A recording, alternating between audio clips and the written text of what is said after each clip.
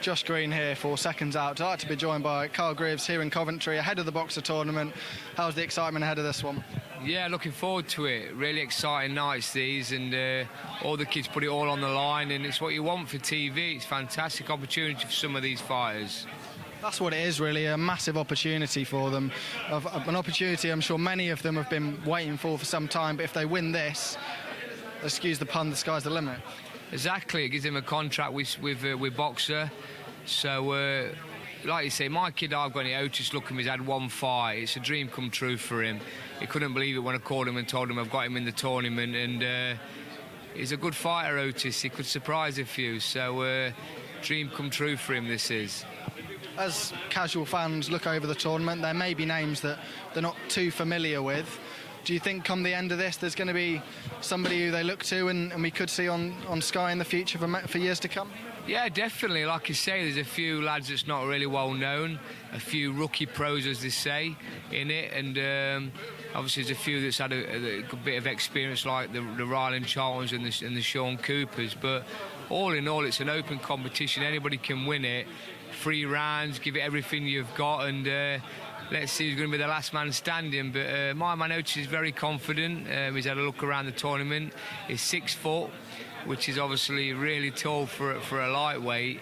I know it's like a catchweight 9-11, but he's very confident. I mean, it's a big stage for him because he's come from the unlicensed scene. He had plenty of unlicensed fights, so he's only had 1 pro, but he seems to be coping all right at the minute, and let's just see. Do you think that TV experience and fighting on a big stage will make a difference this weekend? Obviously, you mentioned Sean Cooper, Ryland Charlton, of course, fought on Sky many times as well.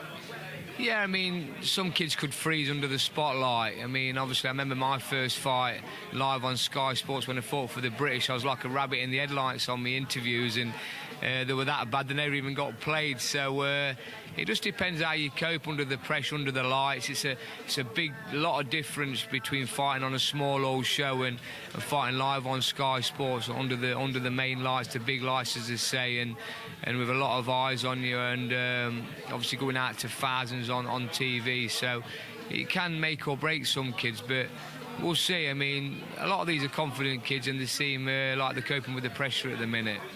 I wanted to talk about your man David Avanesyan as well. He's been obviously with BT for a number of months now. You've been happy with the progression you've seen with him under BT?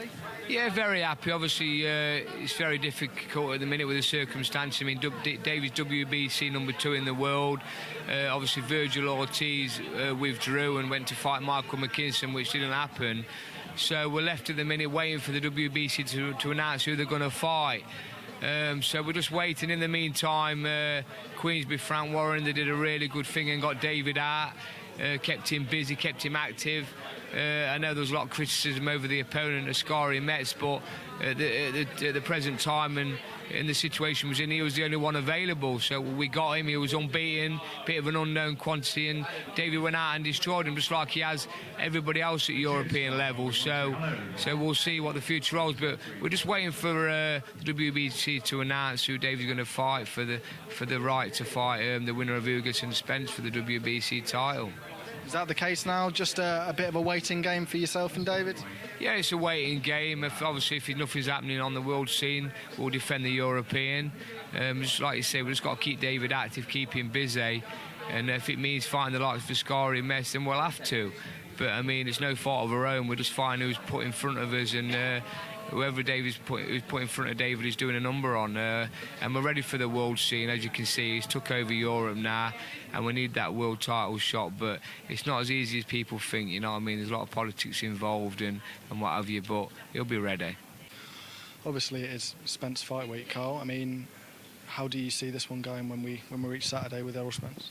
Yeah, I don't think it's a foregone conclusion. I mean, Ugas is a very good fighter. He's underrated, in my opinion. It seems like a lot of the fighters, a lot of the champions want to fight Ugas. A lot of the up-and-coming fighters and world scene want to fight Ugas because they think he's the weak link. But it's not, in my opinion, he's very good. He's well-schooled. He's a Cuban, good fighter. It's not as easy as what people think, this fight. And I think Spence will win, but it won't be a foregone conclusion. Obviously, we're in fight week for Conor Benn as well, a name that's obviously been mentioned for many, many months with your man David Avanesyan. It's a tough test for Conor in Chris van Heerden, but do you expect him to come through that? Yeah, it's one of them, isn't it, where they're going to get him at the right time. He's not very active, Chris van Heerden, and they're doing a good job with Conor. They're bringing him through a way by avoiding all the up-and-coming top fighters, and obviously getting the fighters that's from the past, that's had a good name and been a good fighter, but on the way down. So we'll see. But listen, they're doing what they have to do. They're taking the route they want to take, and fair play to them.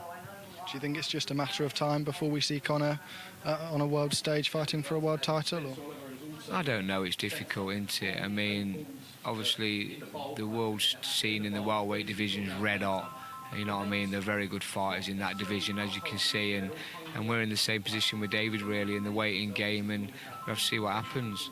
Brilliant. Well, cheers for your time, Carl. Much appreciated. Thank you very much.